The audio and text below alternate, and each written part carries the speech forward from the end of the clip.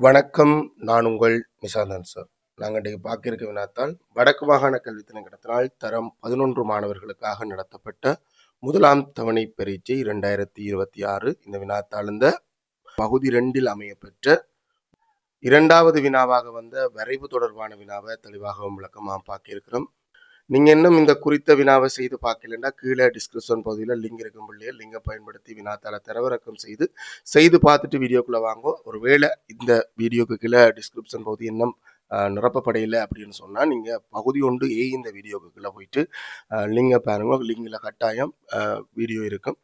வீடியோன்னு சொல்கிறேன், என்ன வினாத்தாளந்த லிங்க் இருக்கும். வினாத்தாள தரவிறக்கம் செய்யலாம். 2 விதமான லிங்க் வந்து கொடுத்துருப்பேன்.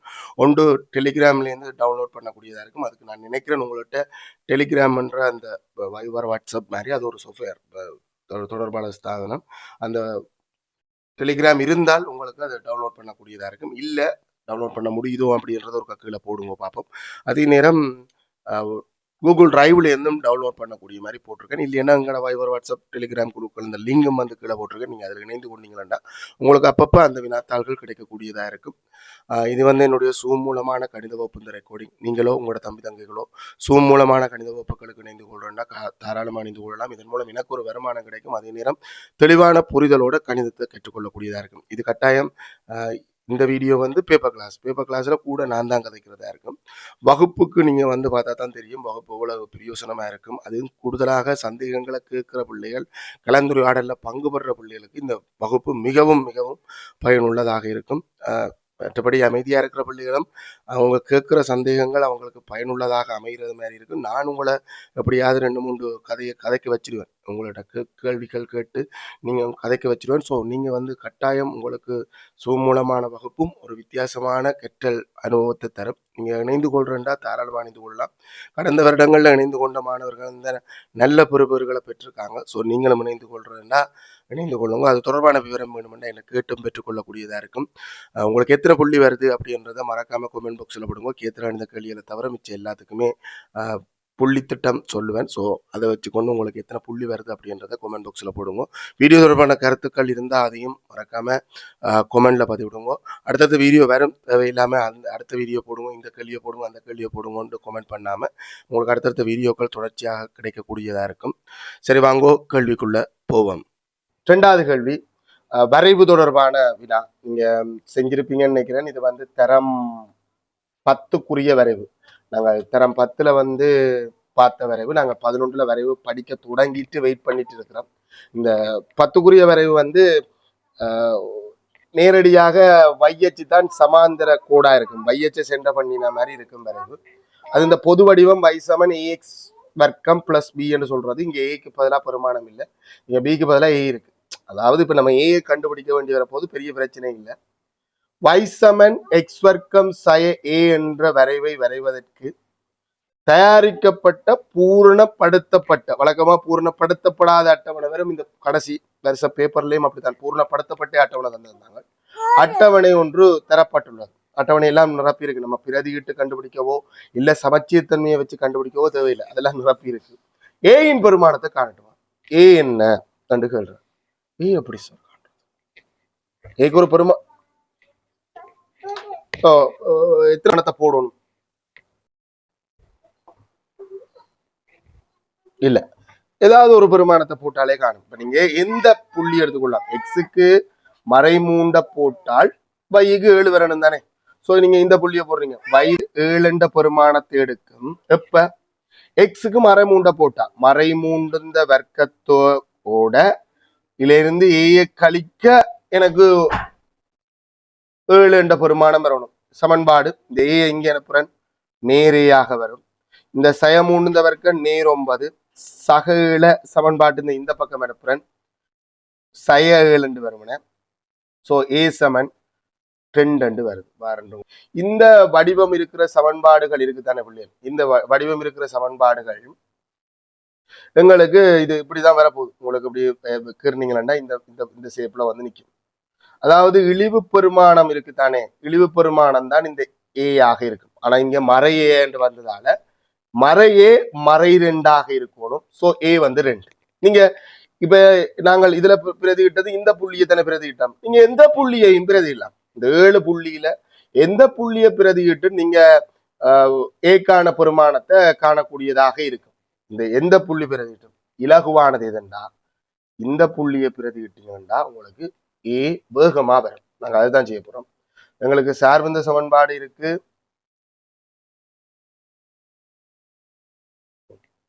எங்கள்கிட்ட சார்பந்த சமன்பாடு இருக்கு. y சமன் எக்ஸ் வர்க்கம் சய ஏ இருக்கு. அதுல எனக்கு இந்த புள்ளிய பிரதிகிறேன் ரோமல்லக்கம் உண்டு 0, சய2 என்ற புள்ளிய பிரதியிட போறேன். ஏன் பிரதியிட போறேன்? ஏ கண்டுபிடிக்கிறது. எக்ஸுக்கு 0 போட்டால் 0 வர்க்கத்திலே இருந்து 2 ஏ கழிக்க மறை 2 விட வரும்.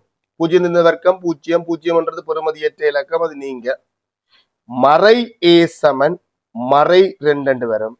ஆகவே மறை ஏ மறை 2 ரெண்டு பக்கம் மறையால வகுத்து விட்டால் மறை உண்டால ஏ சமன் 2 அவ்வளவுதான். ஏ சமன் 2, அதுல குழப்பம் இல்லை. நான் அடுத்த ரோமன் லக்கன் 2 எக்ஸ் y அச்சுக்கள் வழியே 10 சிறிய சதுரங்கள் ஒரு அலகாக. நான் சொல்றது ஸ்டாண்டர்டான வரைவுத்தாள். நான் வச்சிருக்கிறது உண்மையான சரியான வரைவுத்தாள் இல்லை. இதுல ஒரு பெட்டி 10ஆ பிரிச்சிருக்கு. ஸ்டாண்டர்டான, அதாவது நாங்க ஃபைனல் எக்ஸாமுக்கு பயன்படுத்துற வரைவுத்தாள் ஒரு பெட்டி 5ஆ தான் பிரிச்சிருக்கு. சோ 10 சிறு பிரிவுகள்ன்றது 2 பெட்டி ஓரலகத்தான் அது குறிக்குது. பிறகு நம்ம கொண்டு போற வரைவுத்தாளுக்கு ஏற்ற மாதிரி செய்கிறீர்கள். இது சொல்வதை விளங்கி கொள்ளணும். 10 சிறிய சதுரங்களை ஒரு அலகாக வகை குறிக்குமாறு அச்சு தொகுதிகளின் சார்பின் வரைவை வரைக. இப்ப நீங்க இது இந்த வரைவுகிறோம்னா தரம் 10 பொறுத்த வரைக்கும் எதுவிதமான தாட்சவனையும் இல்லாம வையச்ச சென்றாக்கிடலாம். ஆனால் அடுத்த வருஷம் இப்ப நாங்க வரைவை படிச்சு கொண்டிருக்கிறதுல இனி வையச்சையும் பார்த்துக்கிறோம். ஏன்னா போன வருஷத்தை பொறுத்த வரைக்கும் எக்ஸ் சமன் 0 தான் சமச்சீரச்சு, அதாவது வையச்சு தான் சமச்சீரச்சு. எக்ஸ் இந்த பெருமா எக்ஸ் நாங்க பாத்துக்கிறோம். வை இந்த பெருமானத்தை பார்த்தா வையில நேர்ல 7 பேர் இருக்கணும், மறையில 2 பேர். சோ நம்மட வையச்ச எக்ஸ் கொஞ்சம் கீழே, நல்லா கீழே வேணும் எல்லாம் இல்லை, ஒரு கொஞ்சம் கீழவா எடுக்கணும். ஏன்னா மேல 7 பேர் வேணுமே. அச்சுக்களுக்கு பேர் போடணும். எக்ஸ் அச்சு, வையச்சு, உற்பத்தி. இதுதான் ஓர்டர் பள்ளியில். நீங்க பிற குழப்பிக் கொள்றதுக்கு இல்ல. ஒரு பெட்டி, ஒரு 2 பெட்டி ஒரு அலகு. இந்த இதை கவனிங்க. இந்த இடத்துல பிளவுறாக்கள் கூடவா 2, 3 மறை 1, மறை 2, மறை 3. ஒரு பெட்டி 2 பெட்டிக்கு ஒரு அலகு 2, 3, 4. ஏன் சார் இந்த பக்கம் போடுறீங்க? இப்ப இங்க போட்டா என்ன, இங்கால போட்டா என்ன, ஒரு பிரச்சனையும் இல்லை. ஆனா இது ஒரு தப்பான புரிதலை காட்டும். என்னன்னா இந்த கோடை என்னவாக கன்சிடர் பண்ண வலிக்கிட்டோம். மறை அப்படின்னு எடுத்தா இதை பாக்குறாக்கள் என்னன்னு சொல்லுவாங்க, மறையஞ்சென்ற சொல்லுவாங்க. அது நமக்கே குழப்பிடும். அதனாடித்தான் நாங்கள் இந்த இடத்துல இங்கால எழுதுறது. வேற எந்த நோக்கமும் இல்லை பிள்ளைகள். நீங்க தேவையில்லாம கணிதத்தை பயப்படுறது கொண்டும் இல்லை. ஒவ்வொன்றுக்கும் ஒரு ரீசன் இருக்கு. ஏனென்று விளங்கினா ஓகே, அது நமக்கும் புரிஞ்சு கொள்ளுவோம். மறை உண்டு. இதுலதான் கொஞ்சம் கூடுதலானாக்கள் இங்க கூட போட பார்ப்பாங்க. கவனம், எல்லாமே ஒரு வீதம் தான். மறை 2 புள்ளிகள் குறிப்பம் பிள்ளைகள். நான் சிவப்பு பேனையால பாவிக்கிறேன் உங்களுக்கு தெளிவுக்காண்டி. நீங்க முழுக்க வரைவுத்தால் பென்சில், நம்பர் எழுதுறது உட்பட அனைத்துமே பென்சில். எக்ஸ் மறை 3ஆக இருக்கும் போது வையந்த பெருமானம் நேர் 7. எக்ஸ் மறை 3ஆக இருக்கும் போது நேர் 7. புள்ளி வச்சு டொட் பண்றேன். இது புள்ளடி போடலாம். ஒரு டாக்கான புத்தகத்துல இருக்கிற மாதிரி பெரிய பொட்டு வச்சாலும் ஓகே. பட் பொட்டு வைக்கிறது பொருத்தம் இல்லை. நீங்க புள்ளி வச்சு வட்டம் போடுவோம், இல்லாட்டி புள்ளடி போடுவோம். எக்ஸ் மறை 2ஆக இருக்கும் போது நேர் 2 நினைக்கிறேன். நேர் 2. எக்ஸ் மறை 1ஆ இருக்கும் போது மறை 1, 0ஆ இருக்கும் போது மறை 2. சமச்சித்தன்மையை வச்சுதான் கீறேன். உங்களுக்கு அதை நீங்க கீறி பார்த்தா நீங்களும் கண்டுபிடிப்பீங்க. அது ஒரு பெரிய விஷயமா இருக்காது. 2ஆ இருக்கும் போது 2, அதே மாதிரி 3ஆ இருக்கும் போது 7.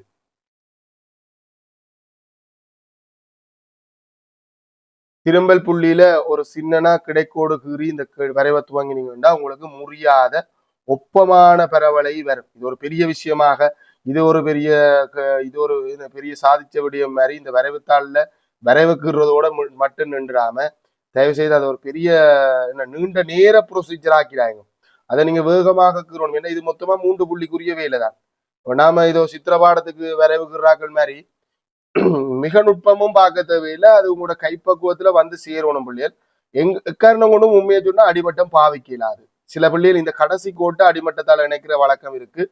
அது ஓரளவுக்கு ஏற்றுக்கொள்ளலாம். முழு கோட்டையும் அடிமட்டத்தால் இணைக்கிறது படுமோசமான செயற்பாடு. ஏண்டா பரவலை கொஞ்சம் கொஞ்சமா வளைவு கூடிக்கொண்டு வரும். அப்ப கையால தான் கீற முடியும், வேற வழி இல்லை. இதுதான் ஒப்பமான வலை என்று எடுத்துக் கொள்ளப்படுகின்றது. நீங்க எடுத்துக்கொள்றீங்களா? ஆடா ரெண்டாவது கேள்வி. Okay right okay. அப்புறம் ரோமன் 2க்கு நீங்க வரைவு தாளில் கொடுக்கலாம், கொடுக்காம போனாலும் கவனிப்படும், அது பெரிய விஷயம் இல்லை. ரைட், அங்கால பார்ப்போம். ரோமன் 3 தான் போகுது, ஏ பி என்று பிரிக்கல. சமச்சீரச்சின் சமன்பாடு யார்? கீற தேவையில்லை, உங்களுக்கு வையச்சு தான் சமச்சீரச்சு. ஆனா வையச்சுக்கு சமன்பாடு என்ன? எக்ஸ் சமன் 0. ஓகே, ரோமன் 3க்கு போக ரோமன் 4. ரோமன் 4க்கு போவோம். ரோமன் 4 என்னண்டா சார்பின் திரும்பல் புள்ளியின் ஆள்கூறுகளை எழுதுக. சார்பின் திரும்பல் புள்ளி இந்த ஆள்கூறு இதுதான்டா எக்ஸ் 0 பை மறை 2. விட எங்க கொடுக்கணும்? ஆள்கூறு எழுதும் போது கட்டாயம் அடைப்புக்குள்ள எழுதப்பட வேண்டும். அடைப்பு போட ஆள்கூரே இல்லை, அடைப்புக்குள்ள எழுதினா தான் சரி. ரைட், ரோமன் 5க்கு வருவோம். ஒரு வீச்சு தந்திருக்குது, என்னவா?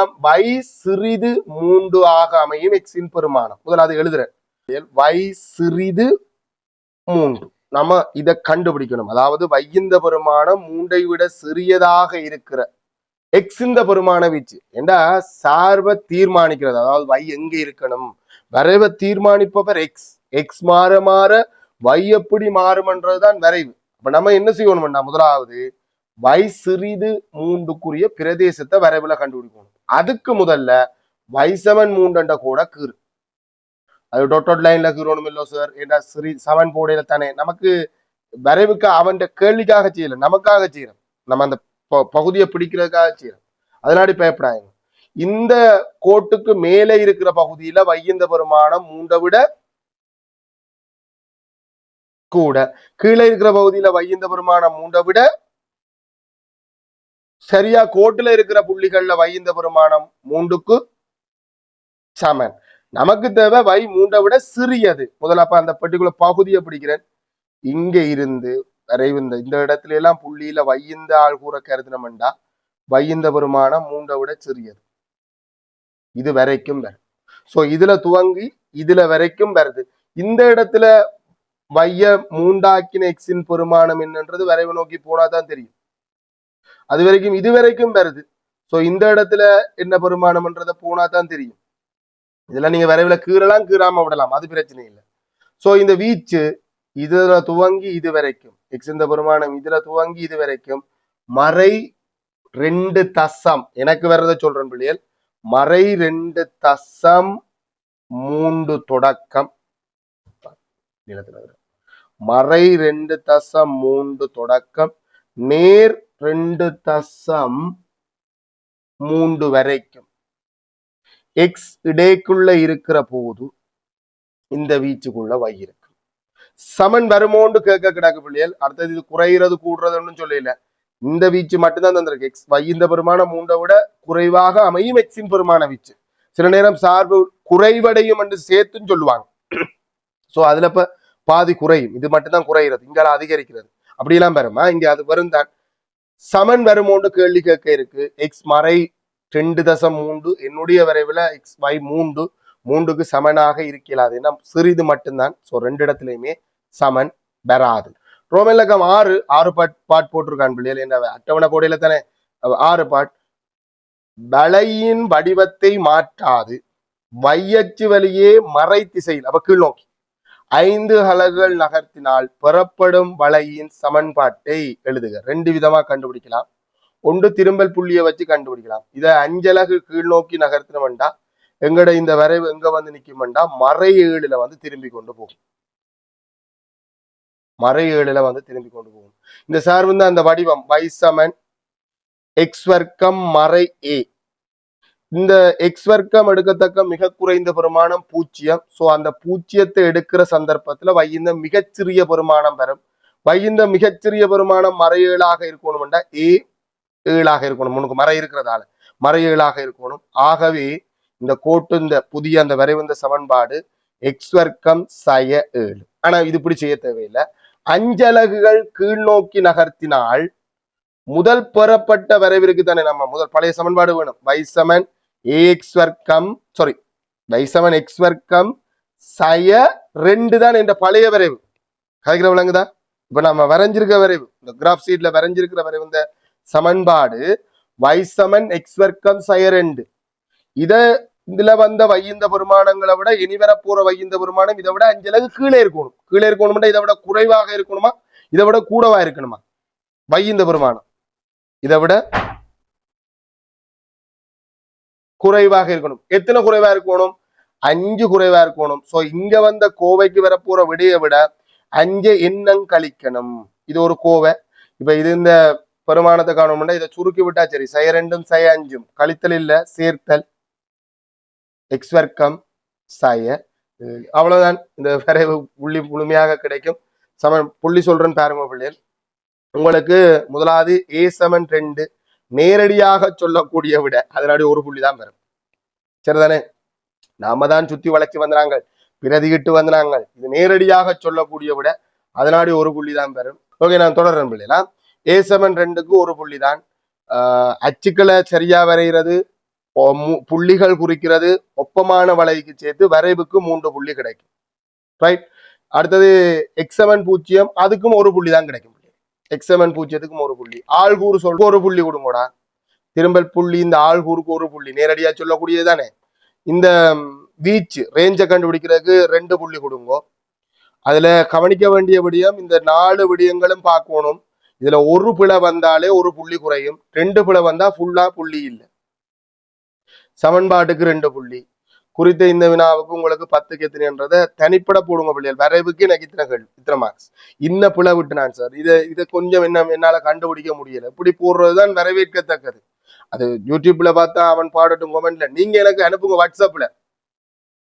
என்ன யாருக்காவது சந்தேகம் இருக்கா, என்ன கேட்கறதுக்கு கதைக்கிறதுக்கு எதுவும் இருக்கா? சொல்லுங்க ஜெயக்குமார். 2 மார்க்ஸும் பேர், ஒரு பிரச்சனையும் இல்லை. என்ன திரும்ப புள்ளியை வச்சு கண்டுபிடிக்கிறவன் நேரடியா போடுவான் தானேடா.